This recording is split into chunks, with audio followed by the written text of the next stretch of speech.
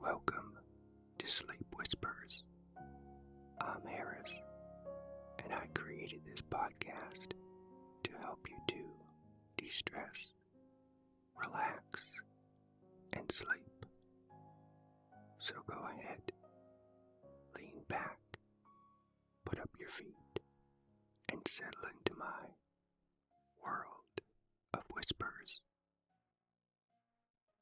I hope this episode distracts and relaxes your overactive brain squirrels.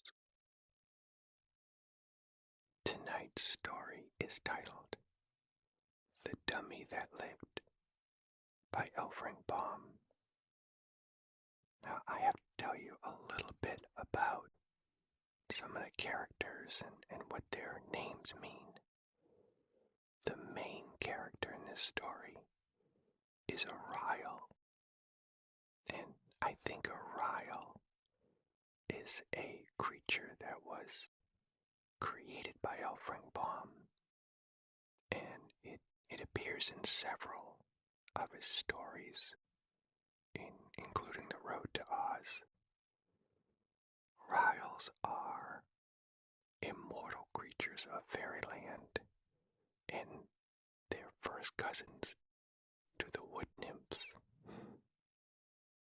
These Ryles are generally merry and lighthearted, and they're popular with the other immortals, although they like to keep very busy. It is the duty of these Ryles to watch over the flowers and the plants, and they feed the flowers and plants and place dyes in the soil, which provides the color to the mature flowers. And here's a very interesting fact about these Ryles. They supply Santa Claus with the colors of their flowers, and he uses that to paint toys. In case you were ever wondering, where does Santa Claus get all the paint and the color for his toys? The Ryle that you'll be hearing about in the story today is named Tankomanky, and Tankomanky is specifically a yellow Ryle, and he is the most mischievous person in all of fairyland.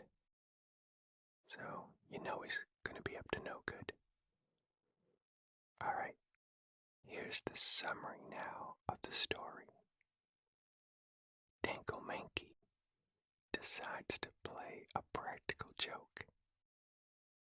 He goes to a storefront window and brings a wax mannequin of a woman to life. But she's never been alive before, although she has witnessed lots of women walk by.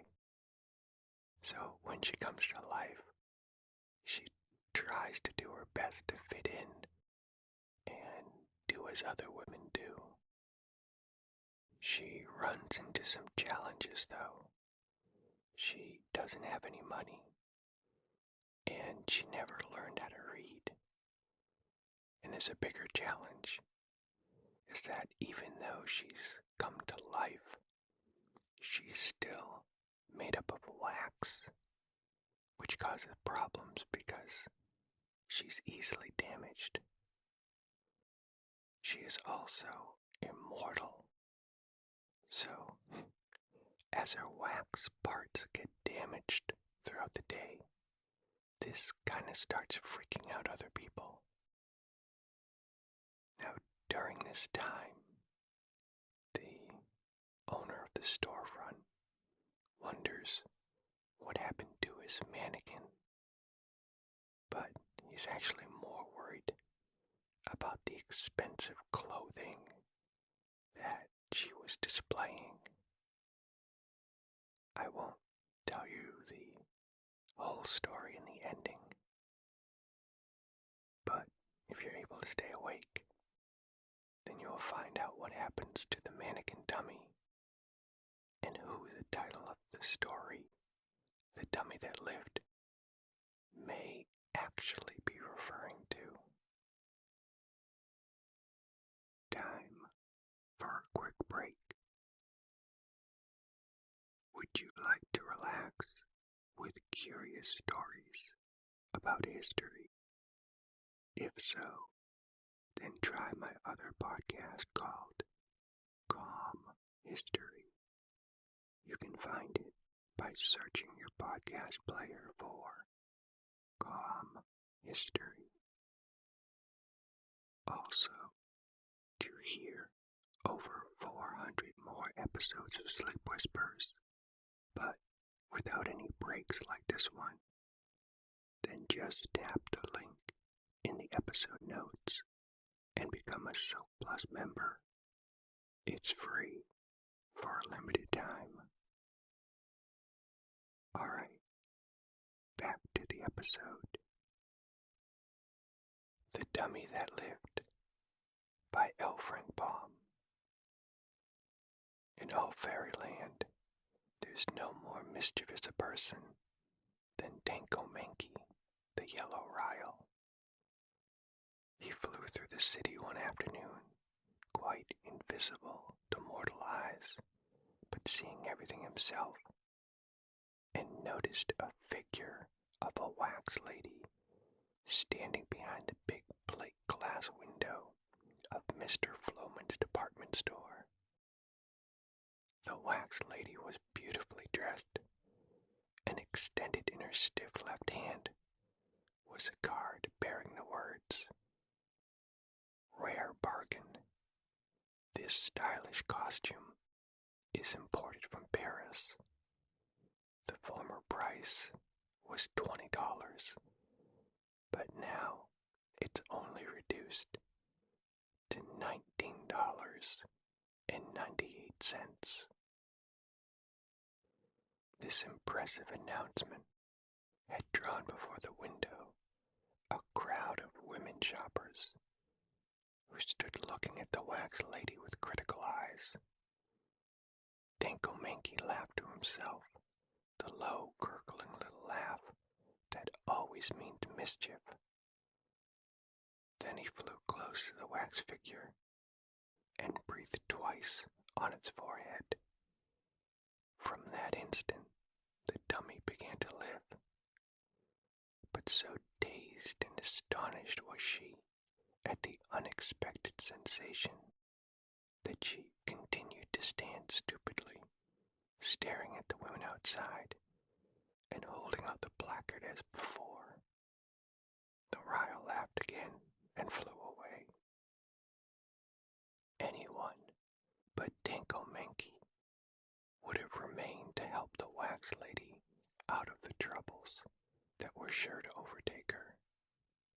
But this naughty elf thought it rare fun to turn the inexperienced lady loose in a cold and heartless world and leave her to shift for herself. Fortunately, it was almost 6 o'clock when the dummy first realized that she was alive. And before she had collected her new thoughts and decided what to do, a man came around and drew down all the window shades, shutting off the view from the curious shoppers.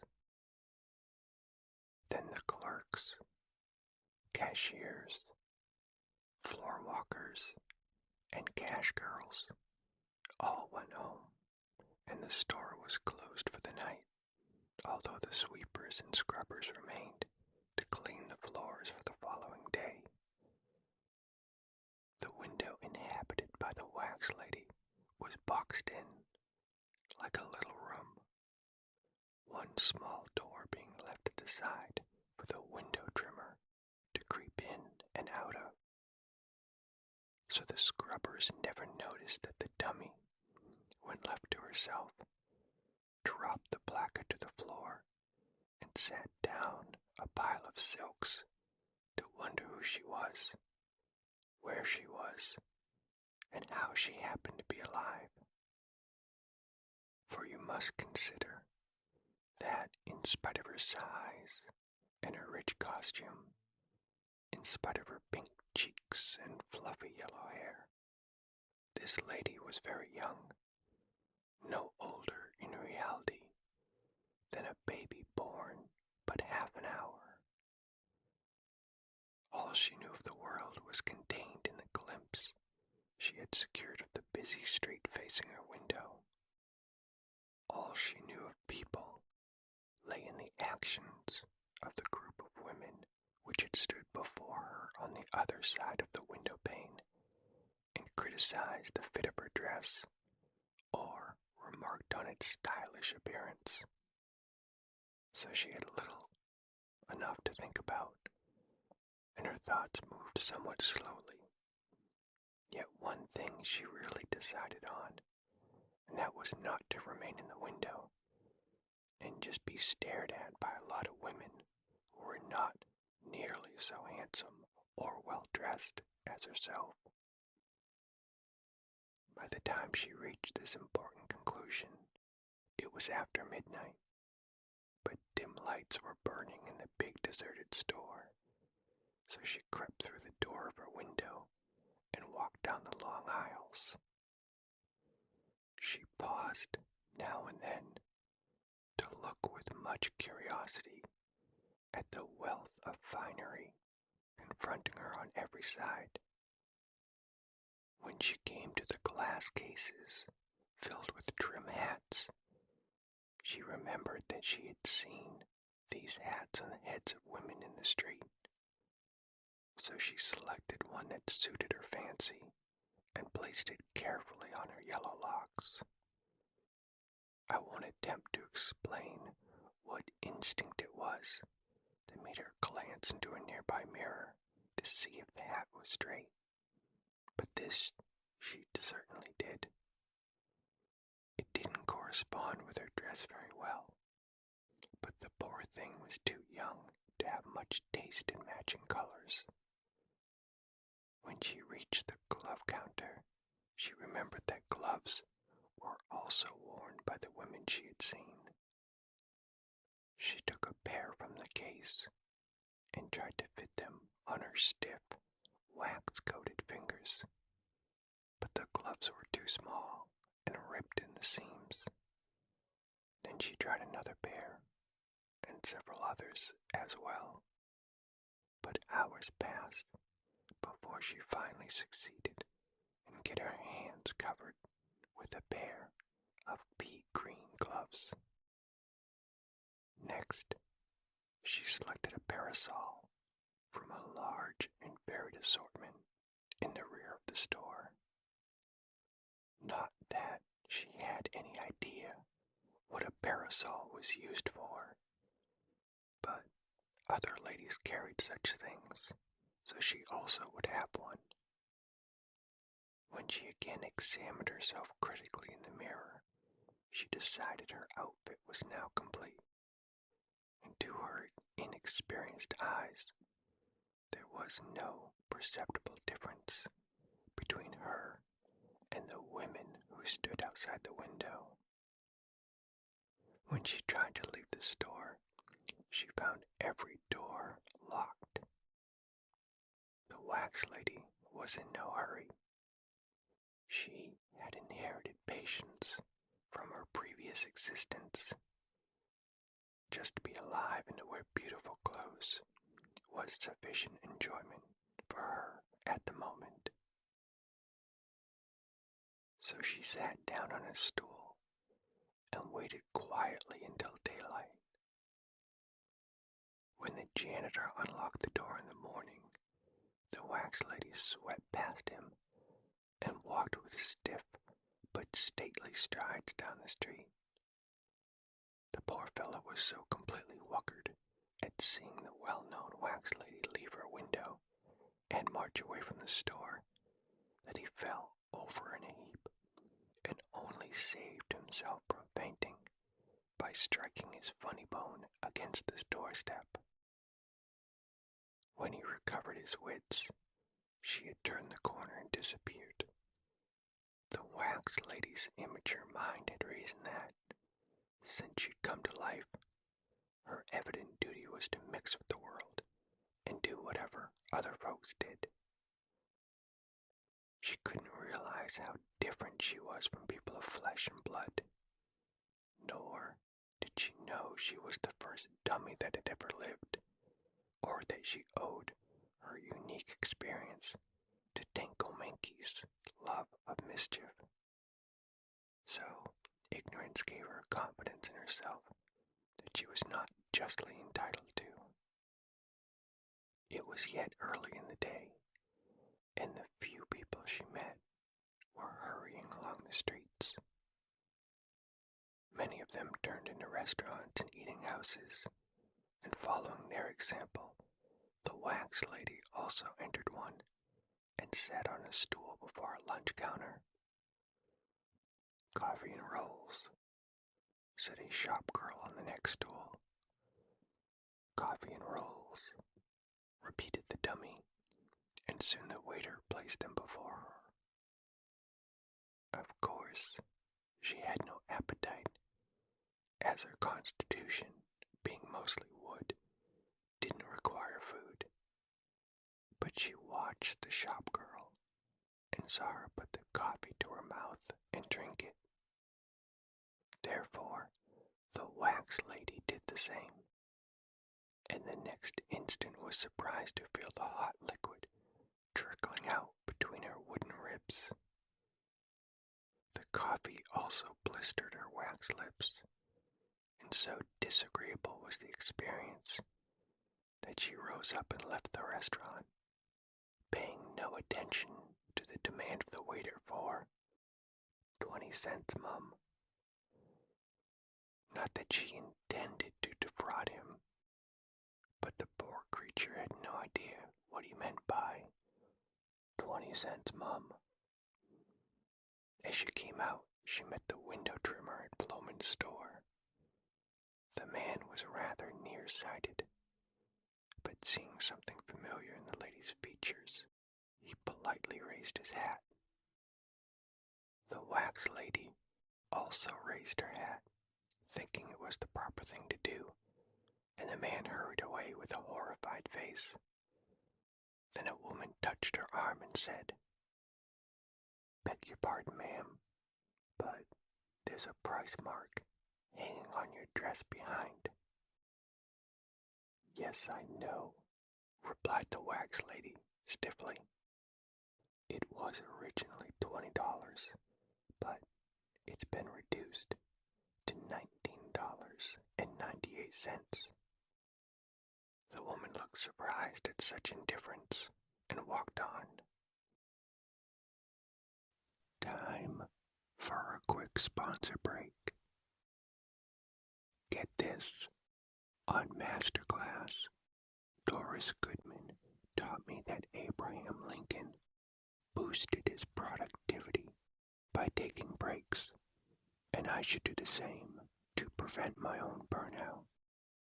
For $10 a month, Masterclass provides you with thousands of bite-sized lessons from 13 categories, and these are taught by the world's top business leaders, writers, chefs, and more. So no matter how busy your schedule, you can become your best by learning about mental wellness, healthy eating, AI technology, and much more. Masterclass always has great offers during the holidays, sometimes up to as much as 50% off. Head over to masterclass.com/sleepwhispers for the current offer. That's up to 50% off at masterclass.com/sleepwhispers. masterclass.com/sleepwhispers. Alright, back to the episode. Some carriages were standing at the edge of the sidewalk, and seeing the dummy hesitate, a driver approached her and touched his cap. "Cab, ma'am?" he asked. No, she said, misunderstanding him. I'm wax. Oh, he exclaimed, and looked after her curiously. Here's your morning paper, yelled a newsboy. Mine, did you say? She asked. Sure. Chronicle, Enquirer, Republican Dispatch. What do y'all have? What are they for? Inquired the wax lady simply. Why, to read, of course. All the news, you know. She shook her head and glanced at a paper. It looks all speckled and mixed up, she said. I'm afraid I can't read. Ever been to school? Asked the boy, becoming interested. No. What school? She inquired. The boy gave her a funny look. Say, he cried. You're just a dummy. That's what you are. And ran away to seek a more promising customer. I wonder what he means, thought the poor lady. Am I really different in some way from all the others? I look like them, certainly, and I try to act like them. Yet that boy called me a dummy, and seemed to think I acted differently. This idea worried her a little, but she walked on to the corner, where she noticed a streetcar stop to let some people on. The wax lady, still determined to do as others did, also boarded the car and sat down quietly in a corner. After riding a few blocks, the conductor approached her and said, Fare, please. What's that? She inquired innocently. Your fare, said the man impatiently. She stared at him stupidly, trying to think what he meant. Come, come, growled the conductor. Either pay up or get off. Still, she didn't understand, and he grabbed her rudely by the arm and lifted her to her feet. But when his hand came in contact with the hard wood of which her arm was made, the fellow was filled with surprise. He stooped down and peered into her face, and seeing it was wax instead of flesh, he gave a yell of fear and jumped from the car, running as if he'd seen a ghost. At this, the other passengers also yelled and sprang from the car, fearing a collision, and the motorman, knowing something was wrong, also followed suit. The wax lady, seeing the others run, jumped from the car last of all, and stepped in front of another car coming at full speed from the opposite direction. She heard cries of fear and warnings from all sides, but before she understood her danger, she was knocked down and dragged for half a block. When the car was brought to a stop, a policeman reached down and pulled her from under the wheels. Her dress was badly torn and soiled. Her left ear was gone, and the left side of her head was damaged, but she quickly scrambled to her feet and asked for her hat. This a gentleman had already picked up, and when the policeman handed it to her and noticed the great hole in her head and the hollow place it disclosed, the poor fellow trembled so frightfully that his knees actually knocked together.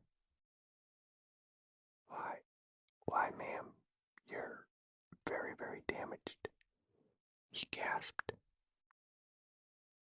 Well, what does that matter? Said the wax lady.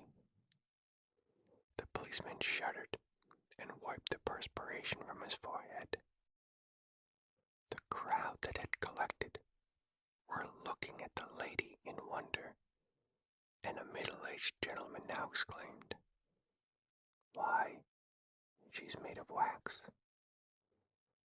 Wax, echoed the policeman. Certainly, she's one of those dummies they put in the windows to clear the middle-aged man. The people who had collected shouted, "You're right, that's what she is. She's a dummy." "Are you?" inquired the policeman sternly. The wax lady didn't reply. She began to fear she was getting into trouble, and the staring crowd seemed to embarrass her. Suddenly, someone attempted to solve the problem by saying, "You guys is all wrong. Can a dummy talk? Can a dummy walk? Can a dummy live?" "Hush," murmured the policeman. "Look here." And he pointed to the hole in the lady's head. The newsboy looked, turned pale, and whistled to keep himself from shivering. A second policeman now arrived, and after a brief conference, it was decided to take the strange creature to headquarters. So they called a hurry-up wagon, and the damaged wax lady was helped inside and driven to the police station. There the policeman locked her in a cell and hastened to tell Inspector Mugg their wonderful story. Inspector Mugg had just eaten a poor breakfast and was not in a pleasant mood, so he roared and stormed at the unlucky policemen, saying they were themselves dummies to bring such a fairy tale to a man of sense. He also hinted that they had been guilty of intemperance. The policeman tried to explain, but Inspector Mugg wouldn't listen, and while they were still disputing, in rushed Mr. Floman, the owner of the department store. "I want a dozen detectives at once, Inspector," he cried. "What for?" demanded Mugg. "One of the wax ladies has escaped from my store and eloped with a $19.98 costume, a $4.23 hat, a $2.19 parasol, and a 76-cent pair of gloves, and I want her arrested." While he paused for breath, the inspector glared at him in amazement. "Is everybody going crazy at the same time?" he inquired sarcastically. "How could a wax dummy run away?" "I don't know, but she did. When my janitor opened the door this morning, he saw her run out." "Well, why didn't he stop her?" asked Mugg. "He was too frightened, but she's stolen my property, Your Honor, and I want her arrested," declared the shopkeeper. The inspector thought for a moment. "You wouldn't be able to prosecute her," he said. "There's no law against dummy stealing." Mr. Floman sighed bitterly. "Am I to lose that $19.98 costume and that $4.25 hat and—" "By no means," interrupted Inspector Mugg. "The police of this city are ever prompt to act in defense of our worthy citizens. We've already arrested the wax lady, and she is locked up in cell number 16. You may go there and recover your property if you wish, but before you prosecute her for stealing, you'd better hunt up a law that applies to dummies." "All I want," said Mr. Floman, "is that $19.98 costume, and—" "Come along," interrupted the policeman. "I'll take you to the cell." But when they entered number 16, they found only a lifeless dummy lying prone on the floor. Its wax was cracked and blistered. Its head was badly damaged, and the bargain costume was dusty, soiled, and much bedraggled. for the mischief-loving Tinkominky had flown by and breathed once more on the poor wax lady, and in the instant her brief life ended. "It's just as I thought," said Inspector Mugg, leaning back in his chair contentedly. "I knew all the time the thing was a fake. It seems sometimes as though the whole world would go crazy if there wasn't some level-headed person around to bring them all to their senses. Dummies are wood and wax. That's all there is of them." "Perhaps," whispered the policeman to himself, "but I think there's more than one dummy here." This is the end of the episode. To enjoy over 400 more episodes of Sleep Whispers, and without any ads, promos, or breaks, then just become a Soap Plus member. It's free for a limited time. If you're interested, then tap the link in the episode notes or go to soakpodcasts.com.